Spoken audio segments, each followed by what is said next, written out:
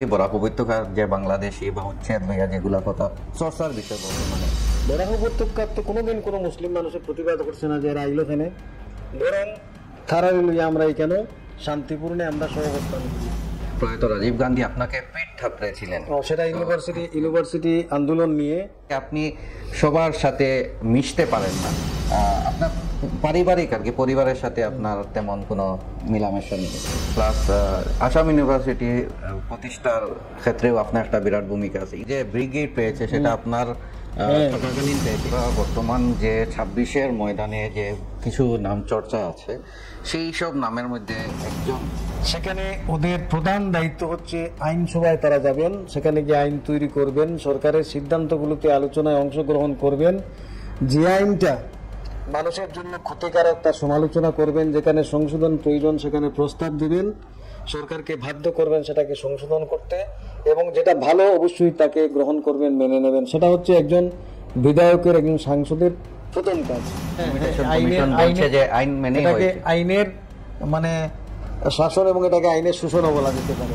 হিমন্ত বিশ্ব শর্মা সরকারের আমলেই হোক বা 3 বিধায়কের আমলে উন্নয়নমূলক যেগুলা কাজ হচ্ছে সেটা কি আপনি মনে করেন বিগত সরকারের আমল থেকে কিছু ভালো হয়েছে? তো গত নির্বাচনে আপনি প্রতিদ্বন্দ্বিতা করেছিলেন নির্দল প্রার্থী হিসাবে এবং সেখানে আপনার পরাজয়। এরপর বিধানসভা হোক, সংসদ হোক, প্রচার মাধ্যমের সম্মুখীন হোক, আসল তথ্য, আসল ইতিহাস, সত্যটা তুলিয়া ধরবার আমরা কোনো মানুষ নাই।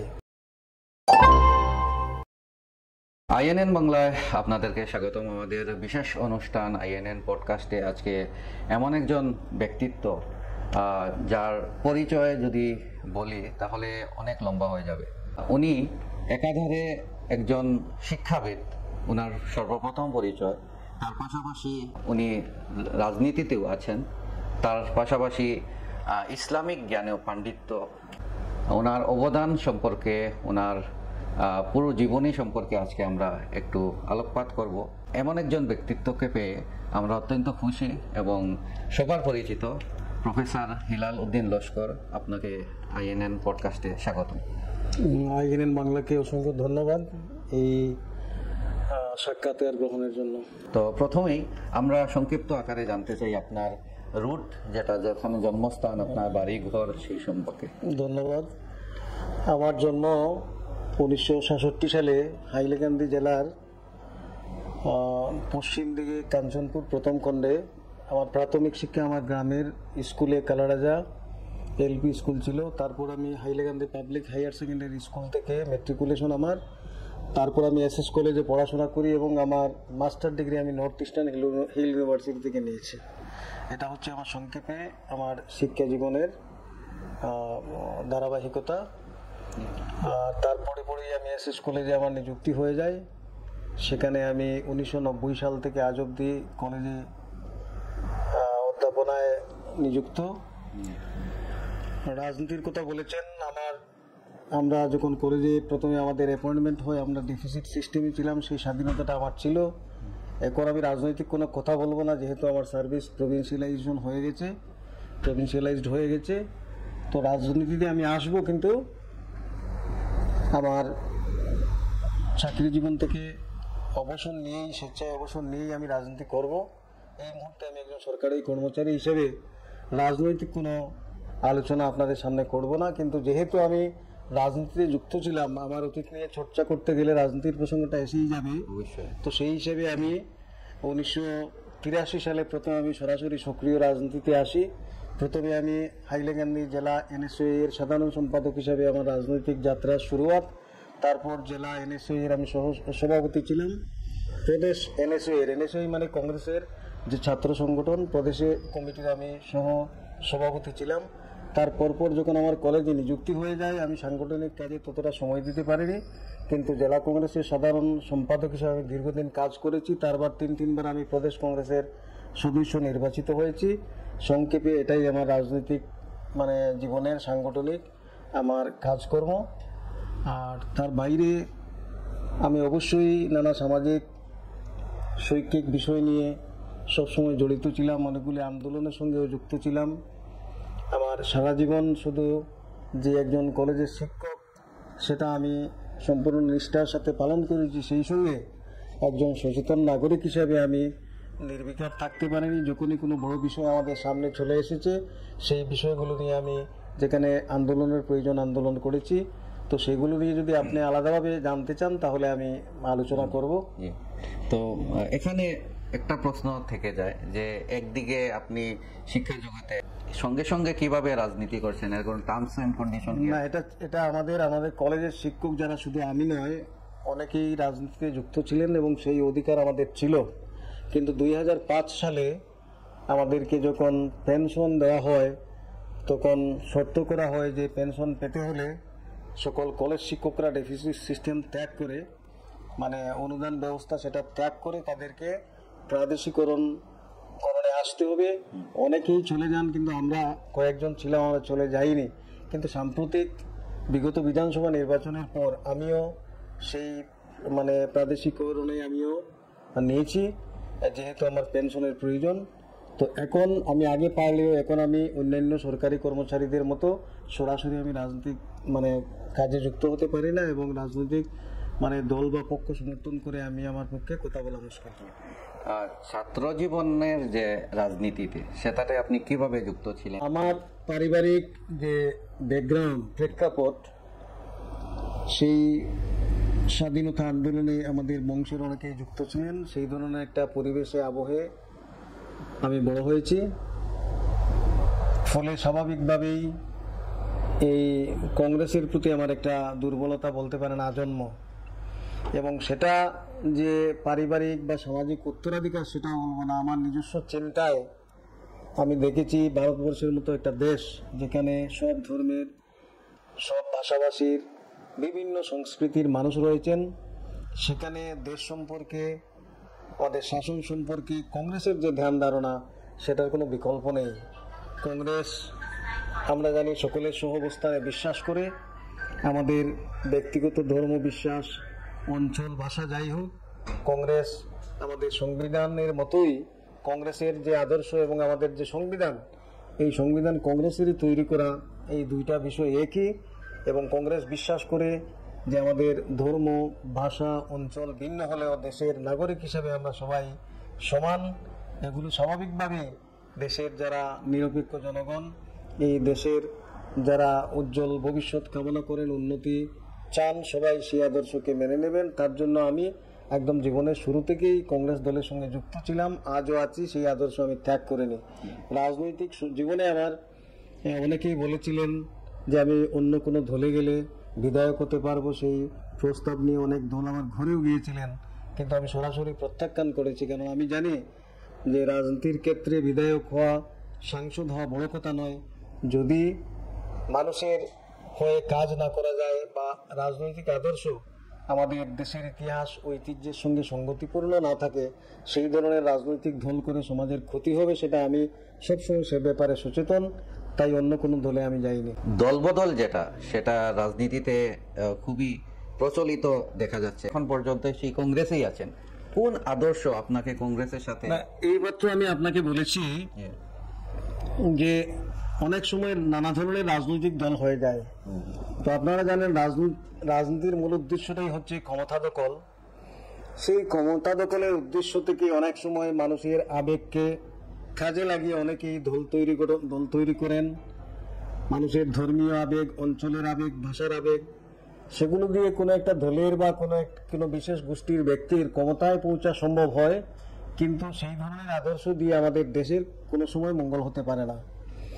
তো আমি কংগ্রেসে ইতিমধ্যেই বলেছি যে কংগ্রেসই একমাত্র দল, এবং সেটা হওয়াও স্বাভাবিক। কারণ এই দেশকে আধুনিক একটা রাষ্ট্র হিসাবে গঠন করতে কংগ্রেস একদিকে যেমন স্বাধীনতা আন্দোলন করেছে, ভারতবর্ষের যে জাতীয়তাবাদ, সেই জাতীয়তাবাদের আমরা বলতে পারি প্রবক্তাও কংগ্রেস। এবং দেশ স্বাধীন হওয়ার পর কংগ্রেস তার নিজের জায়গায় থেকে তিলে তিলে এই দেশকে গড়ে তুলেছে। এবং কংগ্রেস এই যে তার আদর্শ, সেই আদর্শের জন্য কংগ্রেস সবসময় প্রাসঙ্গিক। অন্যান্য অনেকগুলো দল আছে যারা ক্ষমতায় আসবে, চলে যাবে, এবং তারা নানা ধরনের তাৎক্ষণিক কিছু বিষয়কে গুরুত্ব দিয়ে রাজনীতি করে ক্ষমতায় পৌঁছার জন্য এইভাবে ক্ষমতায় পৌঁছানো যায়, কিন্তু দেশের তাতে কোনো মঙ্গল হয় না। জি। আমি বিষয়গুলো বললাম যে মানে এক সময় আমি রাজনীতিতে ছিলাম, তার জন্য বললাম। হ্যাঁ, আমি কোনো মানে একটা সম্পূর্ণ একটা একাডেমিক দৃষ্টিভঙ্গি থেকে বলছি। এই ভারতবর্ষের ইতিহাসের একজন ছাত্র হিসেবে, ভারতবর্ষের সংবিধানের একজন ছাত্র হিসেবে এই কথাগুলো আমি বলছি, কোনো রাজনৈতিক উদ্দেশ্য থেকে বলছি না আমি। ইদানিং কালে বিশেষ করে বরাক উপত্যকার যে বাংলাদেশি বা উচ্ছেদ লইয়া যেগুলা কথা চর্চার বিষয় বর্তমানে জ্বলন্ত ইস্যুটা, তো এটা লইয়া কিতা আপনি কইতে চাইবা আপনার দৃষ্টিভঙ্গি? হ্যাঁ, আমিও বরাকভ্যালির মানুষ।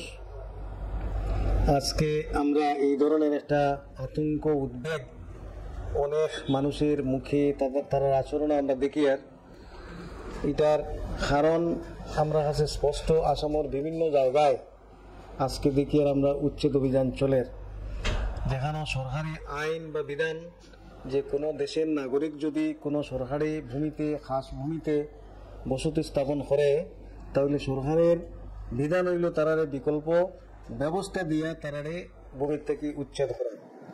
এখানে যে জরুরি কথাটা আমরা হওয়া প্রয়োজন, এটা হইল আমরা দেখি আর স্বাধীনতার পরে প্রায় 20 গুণ মানুষ ভারতবর্ষ বা আসাম বা আমরা বরাক উপত্যকাত বাড়ি গেছেন, 20 গুণ। সেই অনুসারে আমরা ফাট্টা ল্যান্ড কিন্তু প্রসারিত হয়েছে না। সেই অনুসারে আমরা খাসল্যান্ডটারে মানুষের বসতি স্থাপনের লাগে আমরা সেই সুযোগটা দিছি না। অতএব ফাট্টা কৃত জমিতে মানুষের সংকুলান না হওয়ার কারণে প্রয়োজনে মানুষ দীর্ঘদিন থেকে খাসল্যান্ডও গেছে, এটা আমরা স্বীকার করতে লাগবো। এটা অস্বীকারের জায়গা নাই।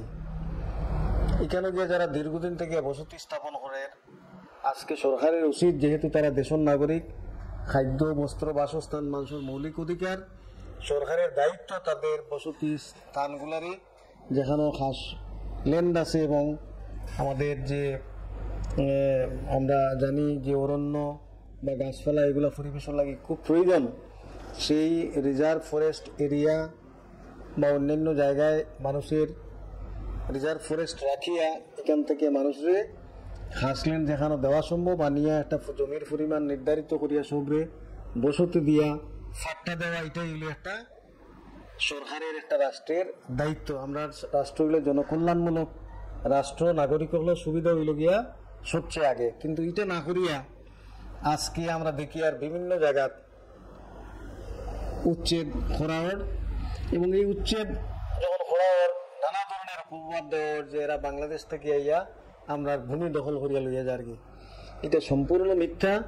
এরা এই আসামের মানে স্থানীয় যে প্রব্রজন, যেটা ইন্টারনাল মাইগ্রেশন, এক জায়গার থেকে মানুষ আরো জায়গায় গেছে। এই হাইলাকান্দিতে গিয়া কয়েক হাজার মানুষ, এখন হয়তো লক্ষরে কমিত নয় মানুষ আমরা নোয়াগাঁও জেলাত গেছে। আমরা যদি নোয়াগাঁও জেলাত যাই, তাহলে এই যে বিভিন্ন জায়গা আছে, এখানে দেখা যায় বরাকভ্যালির মানুষ মাইগ্রেট করিয়া গেছে। তারা যদি এখন বাংলাদেশ হইয়া উচ্ছেদ হওয়া হয়, তাহলে এটা সম্পূর্ণ ভুল, ইন্টারনাল মাইগ্রেশন হয়েছে। এখন আজকে দেখা যায় আসামের বিভিন্ন জায়গায় উচ্ছেদ অভিযান চলে নির্বিচারে, বেআইনিভাবে। আমরা হাইলাকান্দিতে, বরাকভ্যালিতে অনেক মানুষ সরকারি খাস জমিতে আছে, তারার মনের মধ্যে এটা এই ধরনের আশঙ্কা দেখা দিছে। এখন প্রশ্ন হইল, তার আগে আমরা কোনোদিন শুনছি না যে বরাকভ্যালিতে মুসলিম মানুষ বাংলাদেশ থেকে আইছে।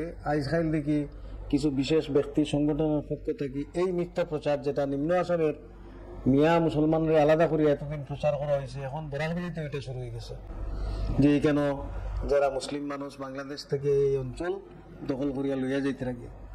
আমরা দেখি খাসালি রাজা যখন আসিল বরাক, শিলচরে খাসালি রাজা, বরাকে খাসালি রাজার অধীনে আসিল এই বরাক অঞ্চল, বিভিন্ন অঞ্চল, তখনও লোকগণনা হয়েছে বা নানা সূত্রে আমরা এই খাসালি রাজার শাসনে বরাকর যে জনবিন্যাস আমরা দেখি, সেই সময়ে বরাকভ্যালির প্রায় অর্ধেক মানুষ মুসলিম আছে। তারপরে ব্রিটিশ শাসনের সময় যদি লোকগণনাগুলা দেখি, স্বাধীনতার পরবর্তী সময়ে লোকগণনা দেখি, তাহলে বরাকের প্রায় অর্ধেক মানুষ মুসলিম। কোনো মুসলিম মানুষ বরাক উপত্যকাত বাংলাদেশ থেকে আইছে না।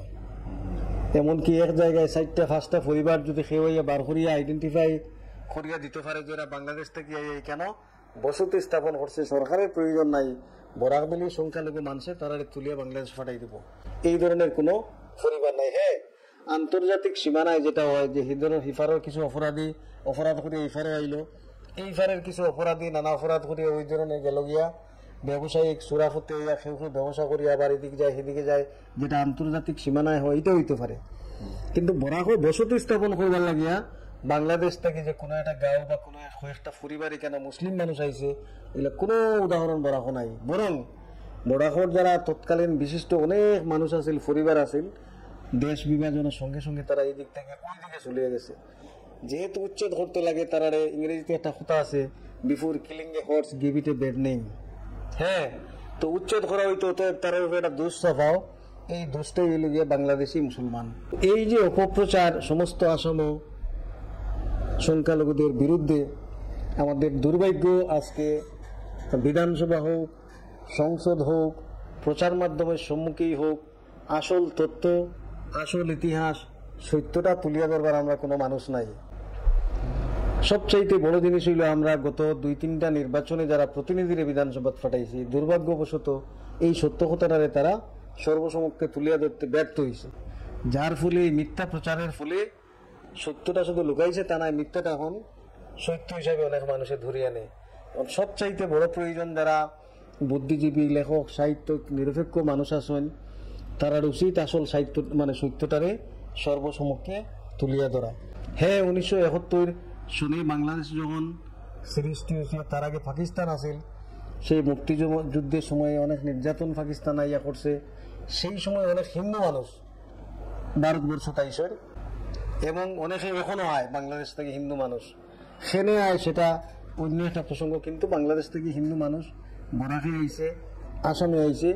বরাক উপত্যকার তো কোনোদিন কোনো মুসলিম মানুষের প্রতিবাদ করছে না যে এরা আইলো কেনে, বরং তারা লইয়া আমরা এখানে শান্তিপূর্ণে আমরা সহাবস্থান করিয়া, এদের বিরুদ্ধে আমরা কোনোদিন কোনো অপবাদ দিছি না। উল্টা যারা আমরা এখানে স্থানীয় মানুষ, এরারই বাংলাদেশি হিসাবে প্রতিপন্ন করার লাগিয়া এরা অপচেষ্টা চলের। আমরা এটার বিরুদ্ধে দেশের সচেতন নাগরিক হিসেবে আমরা দায়িত্ব হলো এটার বিরুদ্ধে প্রতিবাদ করা।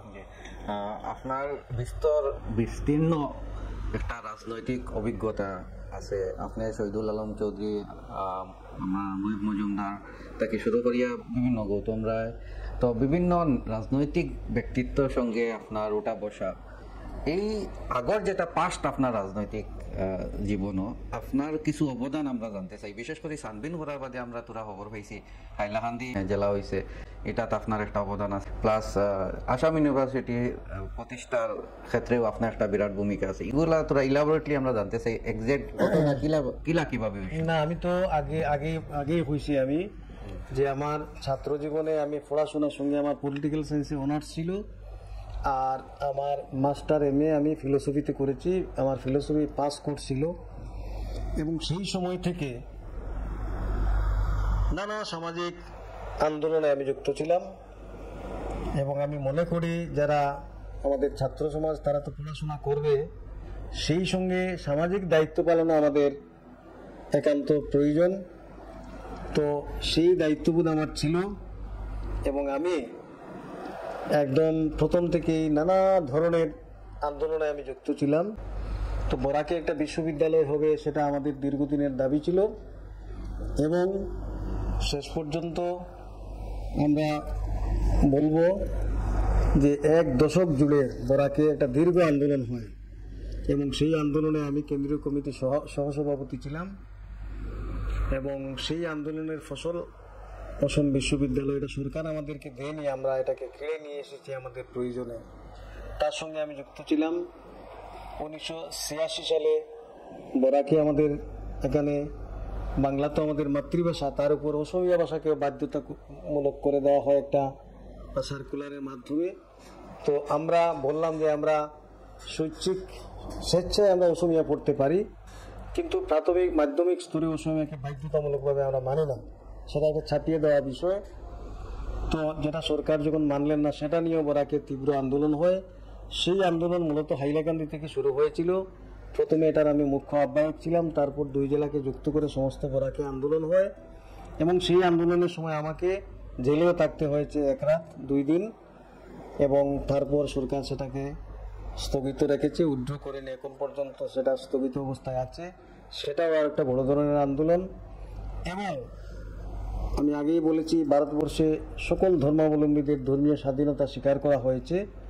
তো আমরা যারা ইসলাম ধর্মাবলম্বী, সংবিধান অনুসারে আমরা আমাদের ব্যক্তিগত পারিবারিক জীবনের কিছু নিয়ম নীতি রয়েছে।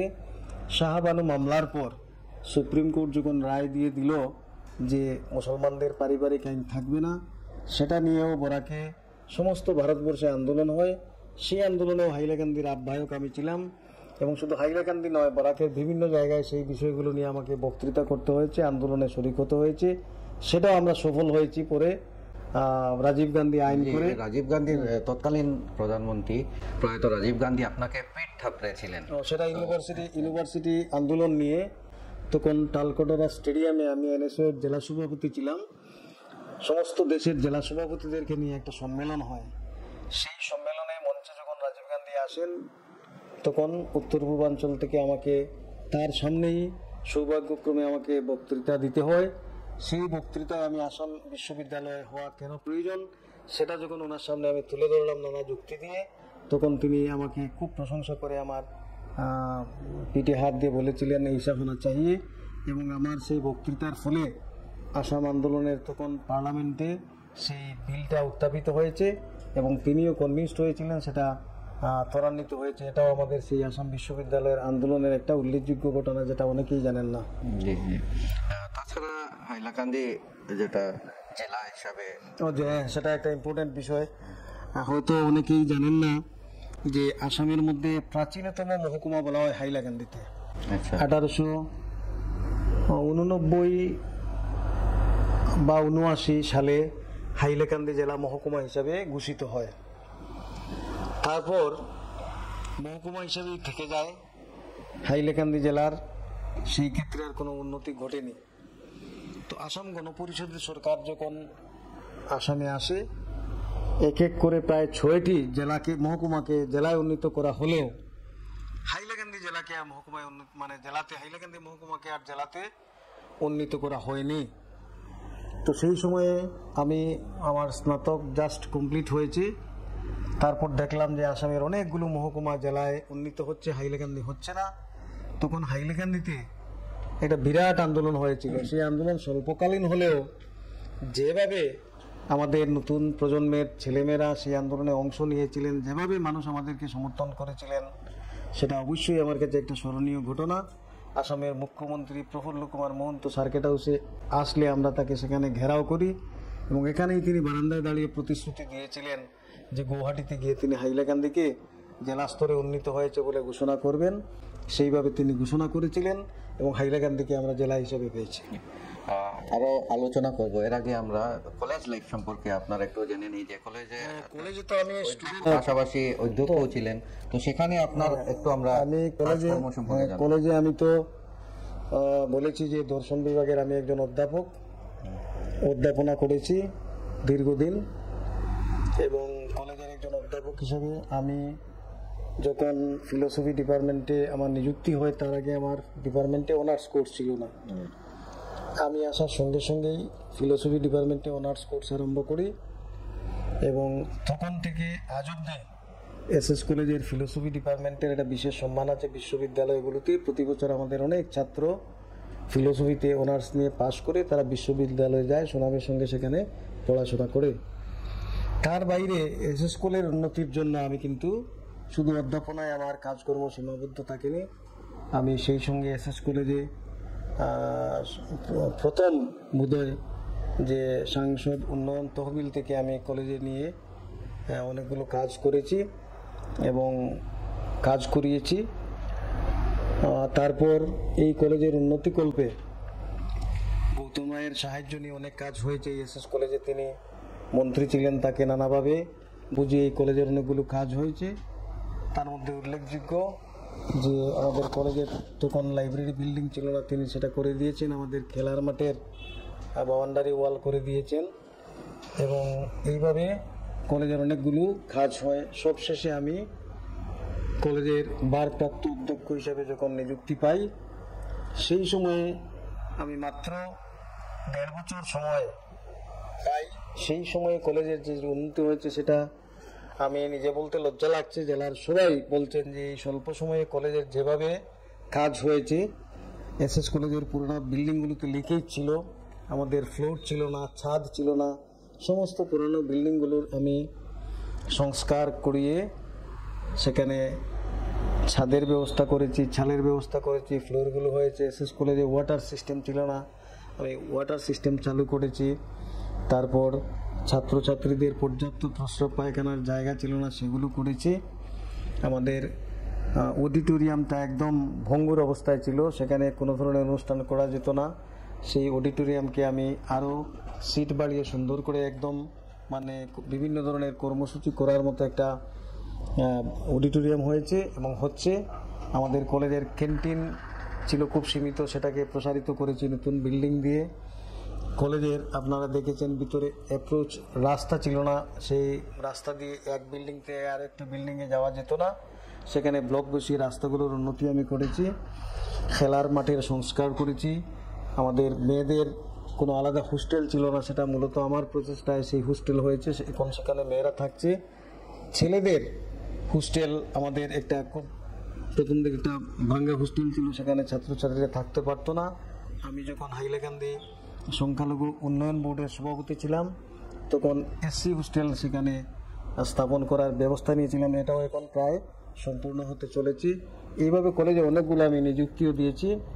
কিন্তু কলেজে ইউনিয়ন ইলেকশন প্রায় 7 বছর ধরে বন্ধ ছিল এসএস কলেজে। আমি অধ্যক্ষ হওয়ার পর কলেজে প্রথম ছাত্র সংসদ হয়েছে এবং ফ্রেশার্স ওয়েলকাম, ফেয়ারওয়েল, নানা ধরনের অনুষ্ঠান এগুলো ছাত্রছাত্রীরা করছে।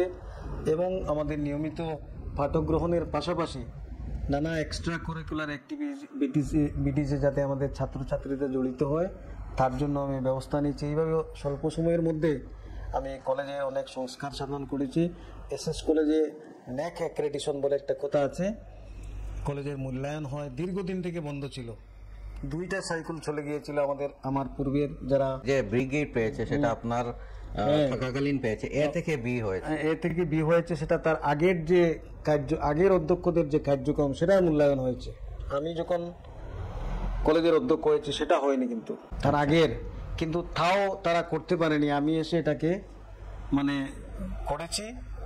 এবং যদি আমার পিরিয়ডটা হতো, আমি যদি পরিপূর্ণভাবে আমার পিরিয়ডটাকে আমি মূল্যায়ন করার সুযোগ পেতাম নেকের দ্বারা, তাহলে অবশ্যই কলেজ এ গ্রেড পেত। আমাদের আগে অনেকগুলো ল্যাবস ছিল যার কারণে আমরা এ গ্রেড থেকে এ গ্রেড পাইনি, সেটা আমার দোষ নয়, সেটা আগের পিরিয়ডের মূল্যায়ন হয়েছে। এইভাবে কলেজে অনেক কাজ করেছি আমি। কলেজের গেট ছিল না আমাদের, 2টা গেট এসএস কলেজের সামনে যে গেটটা হয়েছে, অনেকেই বলেন যে বরাকে আর কোনো শিক্ষা প্রতিষ্ঠানে এই ধরনের সুন্দর গেট নেই। আমাদের খেলার মাঠে গেট হয়েছে, আমাদের গার্লস হোস্টেলের সামনে পুরনো গেটটা সংস্কার হয়েছে। এভাবে অনেক কাজ করেছি আমি কলেজে এই স্বল্প সময়। এখন আমরা চলে আসবো সক্রিয় রাজনীতির কিছু দিক আমরা দেখব। এর আগে এনআরসিতে আপনার ভূমিকা। এনআরসি আমরা জানি যে ডকুমেন্টগুলো ভিত্তিতে ভেরিফাই করা হয়েছিল সেই সময়ে আমরা দেখেছি যে অনেকগুলো বিষয়ে সন্দেহের কারণ ছিল, সেখানে কারণ হয়ে উঠেছিল। এবং যাতে স্থানীয় যারা নাগরিক তাদের যদি প্রয়োজনীয় ডকুমেন্ট নাও থাকে তাদেরকে যাতে এনআরসি থেকে বের করা না হয় সেই দাবিতে, এবং অবশ্যই যারা বাইরের থেকে এসেছে তাদেরকে আলাদা করে সরকার আইনত তাদের ব্যবস্থা নেবে, সেটাও আমাদের দাবি ছিল। যাতে ধর্ম ভাষার ভিত্তিতে কাউকে বিদেশি করা না হয়। নথির দুর্বলতার জন্য অনেক মানুষ আছে যারা দীর্ঘদিন থেকে কয়েক পুরুষ থেকে ভারতের নাগরিক, কিন্তু তাদের পর্যাপ্ত নথি বা দলিল ছিল না, তাদেরকে যাতে নাগরিক পঞ্জি থেকে বের করা না হয় সেই সব দাবি নিয়ে আমরা একটা আন্দোলন গড়ে তুলেছিলাম, নাগরিক অধিকার সুরক্ষা মঞ্চ নাম দিয়ে। তো সেখানে আমরা একটা সমাবেশের ডাক দিয়েছিলাম আমাদের দাবিগুলো সরকারের কাছে তুলে ধরার জন্য। যে সমাবেশ হাইলাকান্দিতে হয়েছিল সেটা এক কথায় নজিরবিহীন। সরকারি তথ্য অনুসারে সেখানে 97,000 লোকের সমাবেশ ঘটেছিল। এই ধরনের কোনো সমাবেশ তার আগে হাইলাকান্দিতে হয়নি।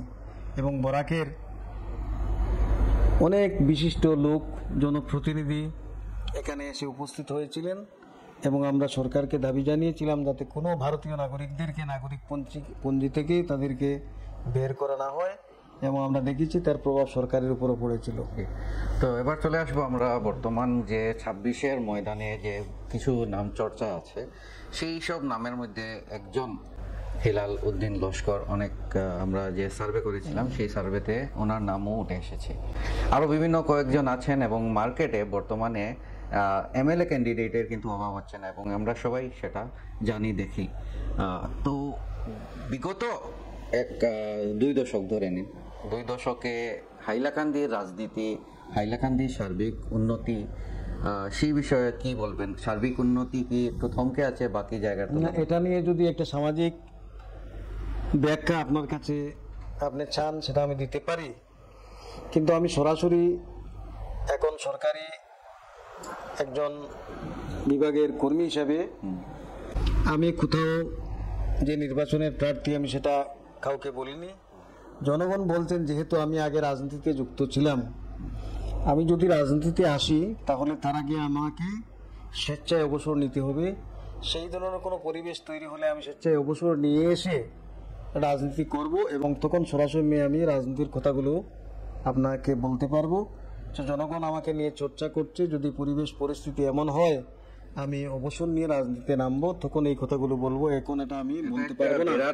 তবে আপনার দ্বিতীয় যে প্রশ্ন সেটা খুব প্রাসঙ্গিক, যে প্রতিনিধি নির্বাচনে আমরা গত 1 দশক ধরে যে ছবিটা দেখতে পাচ্ছি, এই প্রতিনিধিরা আমাদের কতটা প্রতিনিধিত্ব করতে পেরেছেন বা এই সময়সীমায় আমাদের উন্নতি কতটা হয়েছে, ঠিক সেটা একটা গুরুত্বপূর্ণ প্রশ্ন। আপনি হয়তো জানেন, আসামের 25টি জেলাকে দরিদ্রতম জেলা হিসেবে চিহ্নিত করা হয়েছে। তার মধ্যে হাইলাকান্দি সম্ভবত 16 বা 17তম দরিদ্রতম জেলা, মানে ভারতবর্ষের সবচাইতে গরিব জেলাগুলোর মধ্যে হাইলাকান্দি একটা জেলা। তো সেখান থেকে আমরা বলতে পারি, অনেক বড় বড় নেতা তাদেরকে সম্মান রেখেও আমি বলছি, হাইলাকান্দি জেলার কিন্তু বাস্তব অবস্থা তাই আমরা অর্থনৈতিক নানা মানদণ্ডে একদম ভারতবর্ষের মধ্যে দরিদ্রতম পিছিয়ে পড়া জেলাগুলোর মধ্যে একটা। এটা থেকে সহজেই অনুমান করতে পারেন যে আমাদের হাইলাকান্দি জেলায় যারা আমাদের নেতৃত্বে ছিলেন তাদের ভূমিকাটা কী ছিল। এখন প্রশ্ন হচ্ছে, নেতৃত্ব বলতে আমি পলিটিক্যাল সায়েন্সে আমার অনার্স ছিল, আমি রাজনীতির ছাত্র। নেতা কাকে বলে, গণতান্ত্রিক শাসন ব্যবস্থায় নেতা কিভাবে নির্বাচন করা হয়, কোন নেতাকে সফল নেতা হিসেবে আমরা পরিগণিত করব, বলবো, সম্মানিত করব, কাকে ব্যর্থ হিসেবে করব, সেগুলো নিয়ে আমাদের এতদ অঞ্চলের মানুষের যে বিচারধারা, আমি অবশ্যই বলবো যে অনেক সময় আমরা সঠিকভাবে মূল্যায়ন করতে পারি না। এই যে বিধানসভায় বিধায়ক আমরা নির্বাচিত করি, সংসদে আমরা সাংসদ নির্বাচন করি, সেখানে ওদের প্রধান দায়িত্ব হচ্ছে আইনসভায় তারা যাবেন, সেখানে গিয়ে আইন তৈরি করবেন, সরকারের সিদ্ধান্তগুলোতে আলোচনায় অংশগ্রহণ করবেন, যে আইনটা মানুষের জন্য ক্ষতিকারক তা সমালোচনা করবেন, যেখানে সংশোধন প্রয়োজন সেখানে প্রস্তাব দিবেন, সরকারকে বাধ্য করবেন সেটাকে সংশোধন করতে, এবং যেটা ভালো অবশ্যই তাকে গ্রহণ করবেন, মেনে নেবেন। সেটা হচ্ছে একজন বিধায়কের, একজন সাংসদের প্রথম কাজ।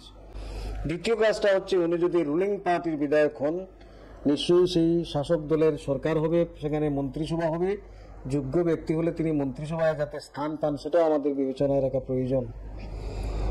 এবং অবশ্যই তিনি সেই প্রধান দায়িত্ব পালনের সঙ্গে সঙ্গে তার নিজের অঞ্চলের মানুষের আর্থিক উন্নতি কিভাবে হয়, মানুষের সামাজিক উন্নতি কিভাবে হয়, শিক্ষার উন্নতি কিভাবে হয়, সেই বিষয়গুলো অবশ্যই তিনি দেখবেন। কিন্তু আমরা দেখেছি, আমি আমার এখানে একজন বাসিন্দা হিসেবে, এগুলো রাজনীতিতে চর্চার বিষয় নয়, এগুলো বিষয়ে আলোচনায় আসে না। বরং কে আমাকে বড় মাপের একটা ছাড়া দিয়েছে, কে আমার ঘরে 3বার 4বার চলে এসে আমাকে অনুরোধ করেছে, হ্যাঁ, নানা ধরনের কে সাম্প্রদায়িক কথাবার্তা বলতে পেরেছে, কে হুমকি দিয়েছে, নাটক করতে পেরেছে, এগুলোই আমরা দেখি যে একজন নেতাকে বাছাইয়ের অনেক সময় এগুলি হয়ে যায়, এখনো আছে। আমি অনেক সময় বলি যে এগুলি আসলে নেতা নির্বাচনের মানদণ্ড নয়।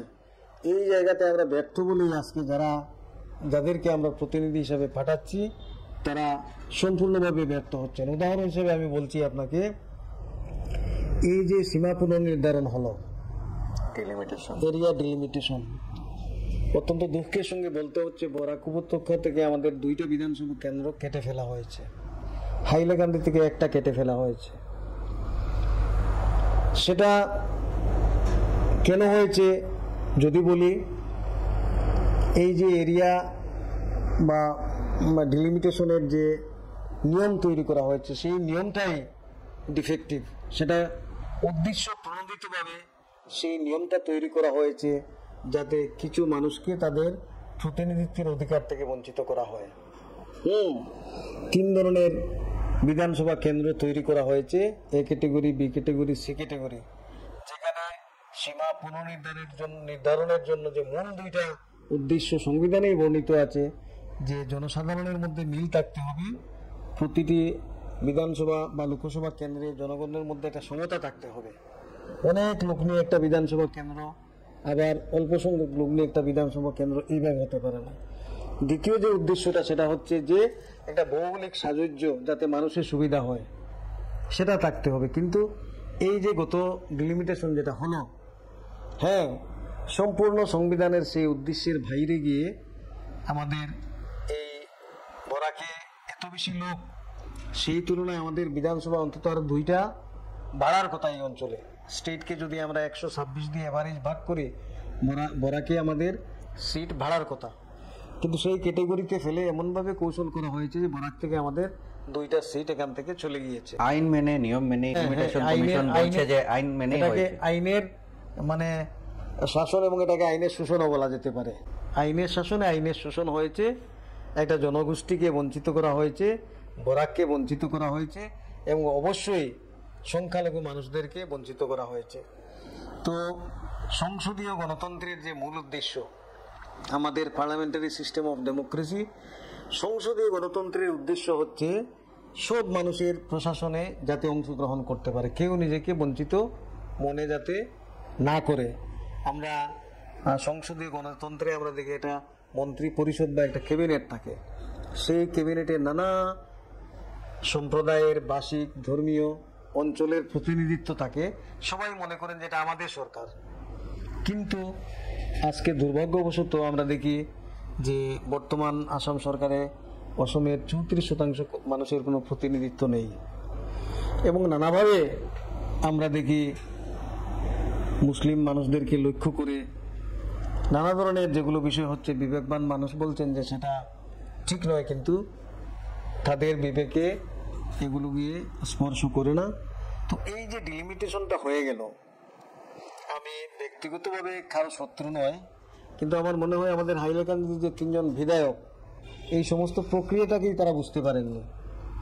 সংবিধানের প্রভিশন, কমিশনের নিয়ম এবং যেভাবে এটাকে প্রয়োগ করা হয়েছে, তারা, আমার মনে হয় না তারা এটা বুঝতে পেরেছেন। পারলে নিশ্চয়ই বিধানসভায় প্রশাসনের সামনে দাঁড়িয়ে, প্রচার মাধ্যমের সামনে দাঁড়িয়ে সেইভাবে কথা বলতেন, কিন্তু তারা বলেননি। না বলার কারণ হচ্ছে বিষয়টা তারা বুঝতেই পারেননি। তো এইভাবে প্রতিনিধি আমরা নির্বাচন করব যারা গিয়ে আমাদের সমস্যাগুলো সম্পর্কে পূর্ণভাবে ওয়াকিবহাল থাকবেন এবং সেই বিধানসভায় বা মন্ত্রীদের সামনে দাঁড়িয়ে বিধানসভায় গিয়ে প্রচার মাধ্যমের সামনে আমাদের হয়ে কথা বলবেন, প্রতিকারের ব্যবস্থা করবেন।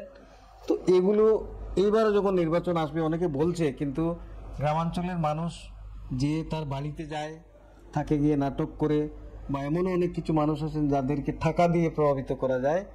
এটাই হয়ে উঠেছে আমাদের নির্বাচনের প্রতিনিধি, নির্বাচনের মানদণ্ড। এইভাবে আমরা কোনোদিন কিন্তু যোগ্য প্রতিনিধি আমরা নির্বাচন করতে পারবো না। জি, মানুষ সন্তুষ্ট, সেই কারণেই দুইবার 2 জায়গায় 2 বিধায়কের জয়। কি বলতে চাইবেন যে এটা? হ্যাঁ, 2বার মানুষ তাদেরকে বিধায়ক, নিঃসন্দেহে মানুষ গণতন্ত্রে মানুষ যাকে সমর্থন করবে তাকে তো আমরা প্রতিনিধি মানতেই হবে, কিন্তু একজন প্রতিনিধিকে আমরা নানাভাবে বিচার করতে পারি। জনসমর্থন তো নানাভাবে আদায় করা যায়।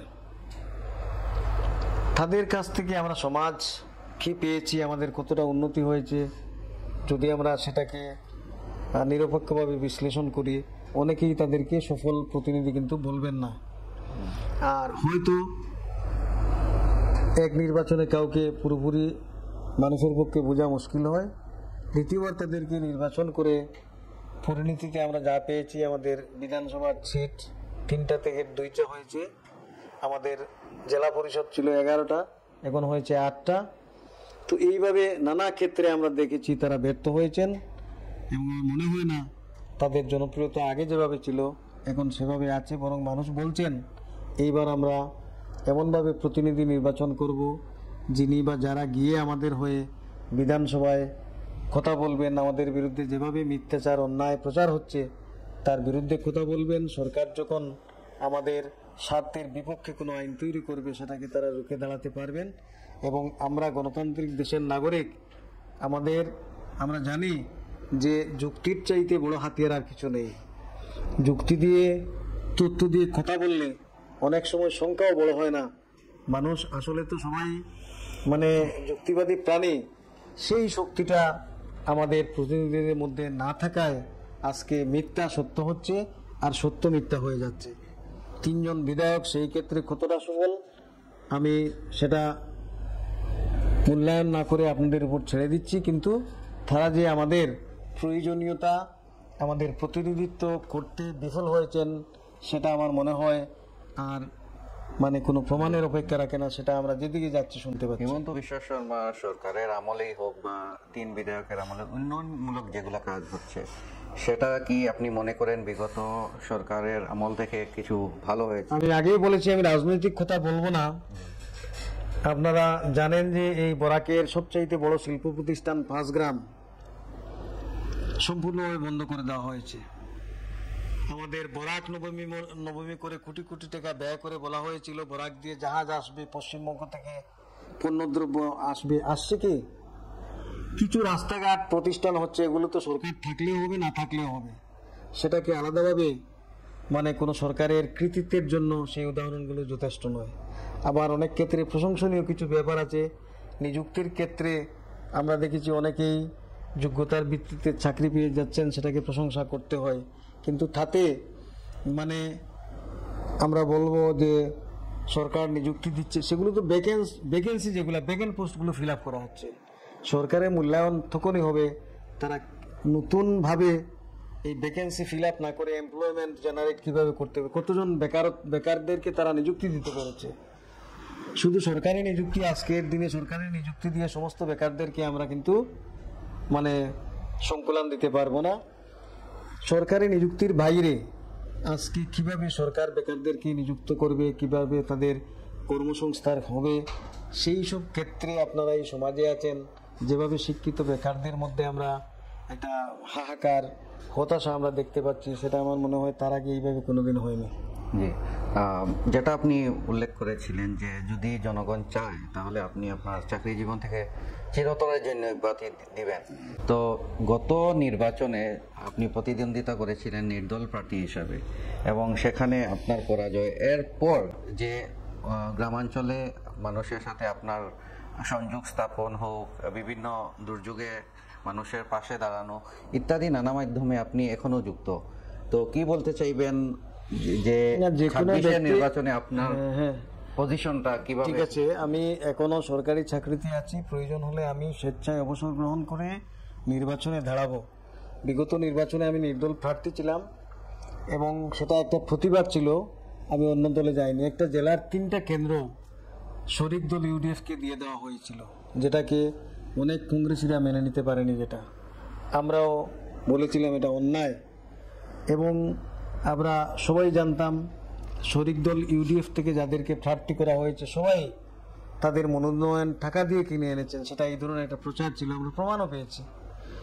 তো এইভাবে টাকা দিয়ে মনোনয়ন নিয়ে কংগ্রেসের সঙ্গে সমঝোতা করে কংগ্রেস প্রার্থীদেরকে বাদ দিয়ে যেভাবে হাইলাকান্দি জেলায় নিযুক্তি মনোনয়ন দেওয়া হয়েছিল, তার পরিণতি কি হবে তখন আমরা আশ করতে পেরেছিলাম। তার বিরুদ্ধে প্রতিবাদ করতে আমি নির্দল প্রার্থী হিসেবে দাঁড়িয়ে নির্বাচনে পরাজিত হয়েছি। তার পরপরই আমি আমার সার্ভিস প্রভিন্সিয়ালাইজড হয়ে যায়, কলেজের অধ্যক্ষ হিসেবে আমি নিযুক্তি পেয়ে যাই। সেই সময়ে জনসংযোগ আমার যেভাবে থাকা প্রয়োজন ছিল সেটা হয়নি, আমি স্বীকার করছি। তারপরও নানা সামাজিক অনুষ্ঠানে প্রয়োজনে আমি মানুষের সঙ্গে সংযোগ রেখে চলেছি এবং যদি মানুষ মনে করে যে এই নির্বাচনে আমার প্রতিদ্বন্দ্বিতা করা প্রয়োজন, আমি অবশ্যই আমার চাকরি থেকে অবসর নিয়ে আমি নির্বাচনে লড়তে পারি, সেটা আমি আপনাকে বলে দিলাম, অস্বীকার করছি না। আমরা অনুষ্ঠানে একদম শেষ পর্যায়ে, তো যেহেতু আগামী 26-এ আসাম বিধানসভা নির্বাচন এবং সেই নির্বাচনের দিকে লক্ষ্য রেখে আমরা নিরপেক্ষ একটা সার্ভে করছি এবং সেই সার্ভেতে বিভিন্ন জনের নাম উঠে আসছে। এর মধ্যে একজন আছেন হিলাল উদ্দিন লস্কর, এসএস কলেজের প্রফেসর, আর আরও বিভিন্ন। তো আমরা প্রার্থীদের সাথে প্রার্থী সম্পর্কে যখন মানুষের কাছ থেকে জানতে চাই, তখন অনেক পজিটিভ জিনিসের সাথে সাথে কিছু নেগেটিভ সাইডও মানুষেরা উল্লেখ করে। তো আমরা সরাসরি সেই সাইডগুলো, নেগেটিভ সাইডগুলো স্যারের সামনে আজকে আমরা তুলে ধরবো। বিশেষ করে দুটা জিনিস আপনার নেগেটিভ সাইড বলে আমরা মেনে নিয়েছি। সেটা একটা হচ্ছে গিয়ে আপনি সবার সাথে মিশতে পারেন না, আর সেকেন্ডটা একটু পার্সোনাল হতে পারে। সেটা হচ্ছে গিয়ে যে আপনার পারিবারিক আর কি, পরিবারের সাথে আপনার তেমন কোনো মেলামেশা নেই। ধন্যবাদ আপনাকে এই বিষয়গুলো তোলার জন্য। দেখেন, আমি এখনো সম্পূর্ণভাবে রাজনীতিতে নই, আমি কলেজের একজন শিক্ষক।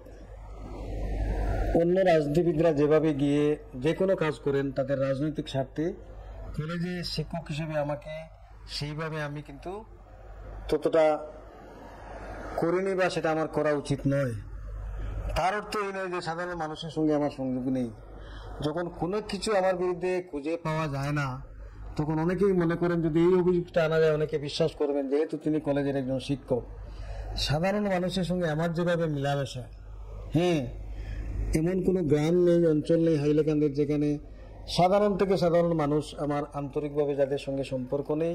অতি সাধারণ বিষয়ে মানুষ আমাকে ডাকেন, আমি চলে যাই। তবে আমি নাটক করি না, বেলকি করি না।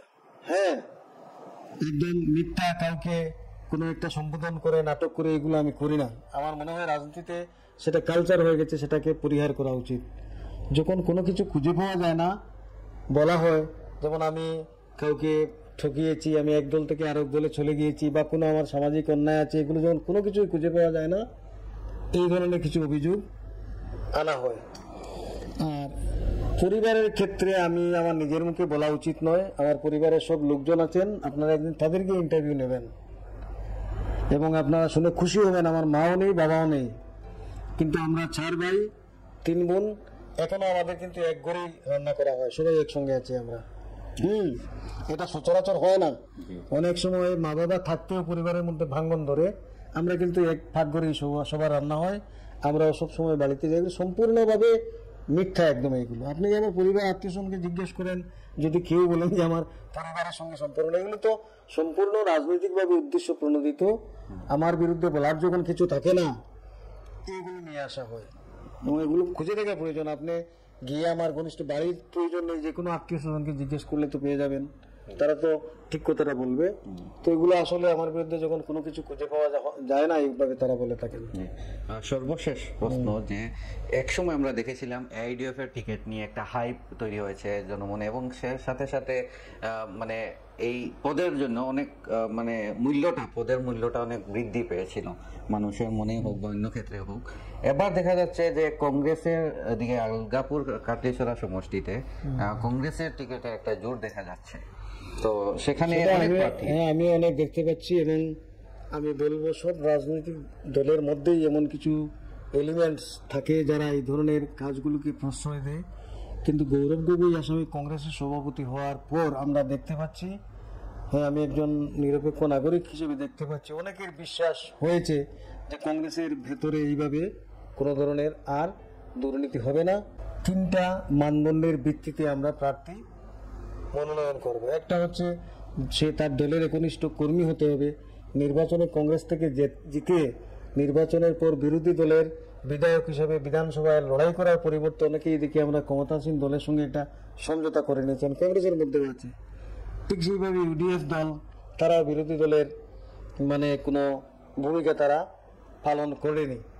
তো গৌরব গগৈ বলছেন সরকারে আমরা আসবো, না এলেও বিধানসভায় আমাদেরকে বিরোধী দলের ভূমিকা পালন করতে হবে। তার জন্য প্রয়োজন কংগ্রেস আদর্শে বিশ্বাসী, দীর্ঘদিনের কংগ্রেস কর্মী, তাদেরকে অগ্রাধিকার দেওয়া হবে। কি বলতে চাইবেন যে 26-এ কি কংগ্রেস আসছে আসামে? আচ্ছা, আমি আপনার আর 2টা যে মানদণ্ড, সেটা হচ্ছে তিনি বলছেন যে কংগ্রেসের যিনি প্রার্থী হবেন তাকে পড়াশোনা করা শিক্ষিত ব্যক্তি হতে হবে, অভিজ্ঞতা সম্পন্ন ব্যক্তি হতে হবে। কারণ বিরোধী দলের ভূমিকা তো মূলত বিধানসভায় তারা যদি বলার ক্ষমতা রাখে না, তারা যদি সরকারি বিষয়গুলো বুঝে না, তাহলে সেখানে লড়াই করা সম্ভব হবে না। সরকারে যদি আমরা আসি, সরকার পরিচালনা করতে দক্ষ মানুষের প্রয়োজন, তার জন্য সেই ধরনের প্রার্থী আমার চাই। এবং তৃতীয় যে গুরুত্বপূর্ণ মানদণ্ড, সেটা হচ্ছে জনসাধারণ অঞ্চলের সেই বিধানসভা কেন্দ্রে জনগণের সমর্থন থাকতে হবে। সেই 3 মানদণ্ডে গৌরব গগৈ দেবেন। এবং আমরা জানি মানে গৌরব গগৈ বা তার বাবা তরুণ গগৈ, ওনারা যা বলেন তাই কিন্তু তারা করে দেখান, করবেন আমার বিশ্বাস। তো ধন্যবাদ আজকের এই আলোচনায় আপনার অংশগ্রহণের জন্য। সবশেষে আমি বলছি, যেহেতু আমি একসময় রাজনীতিতে যুক্ত ছিলাম, তার জন্য অনেকগুলো রাজনৈতিক কথা আমি বলে ফেলেছি, কিন্তু এই মুহূর্তে আমি কলেজের একজন সরকারি কর্মচারী। যারা আমার সেই ইন্টারভিউ শুনবেন, এটা কিন্তু সমস্ত তো আগের আমার জীবনটাকে তো আমি অস্বীকার করতে পারি না, যে কারণে অনেকগুলো কথা বললাম যেগুলো হয়তো আপাত দৃষ্টিতে রাজনৈতিক হয়ে যেতে পারে। আমি আমার আগের যে 12 বছর পরে যদি আমি রাজনীতি করি, তার জন্য আমি কিছু রাজনৈতিক কথা বলে ফেলেছি, কিন্তু এই মুহূর্তে আমি কলেজের একজন সরকারি অধ্যাপক হিসেবে তার সঙ্গে যাতে কেউ এটাকে যুক্ত না করেন। ধন্যবাদ।